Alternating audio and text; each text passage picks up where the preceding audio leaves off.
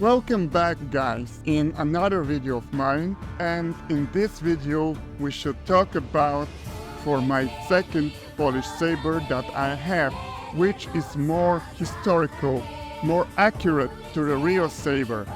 But first, before we start, if you're new in watching my video and you like the content of my YouTube channel, consider to subscribe. It's about 2 seconds of clicking to subscribe, and it's entirely free, but you're helping me a lot by doing so. Thank you very much. As a tradition, I shall start with the reason why I got that saber. I told you guys for one video game or maybe PC game called Hellish Quart. That's why I've got the first Polish saber, but turns out she's not like the saber that I wanted. That saber from Reginier is not like the saber from the video game or the PC game. Don't get me wrong, the Reginier saber is more than awesome. Made for HEMA, and it's perfect product from one great master of blades.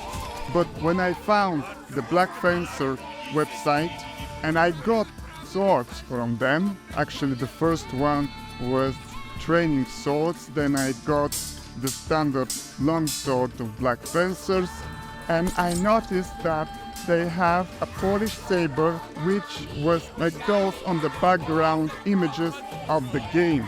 So I did not hold myself back and I didn't hesitate to get one of that sabers. I must be honest, I don't even regret my decision, because finally I have one saber exactly like the sabers in that video game. As we move that out of the way, now we shall start with the saber itself. And here I think to start from the heel, because it's interesting, at least I think it's interesting. The crossguard is typical for a Polish saber, more massive than Reginier's saber. In this case there is no thumb guard, but now we have additional guard which reminds me of a cross. I think that additional cross at the cross guard, are to catch the enemy's blades and you can control them. The handle is in oval form with a little bit thicker at the upper part of the handle. Now we are moving to the blade of that Polish saber. The blade is wider than Reginier's Polish saber. At the base of the blade where the crossguard is, we have the Black Fencer mark, which indicates the maker of the saber. And in previous videos I mentioned that this is a historical way to mark your product. The saber must be light. That's why we have a wider and deeper fuller which runs through entire blade. The balance of the saber is perfect, and the fuller makes the saber light and balanced well. From the fuller to the edges, the thickness is much more greater from the rest of the blade. That means the blade can take damage.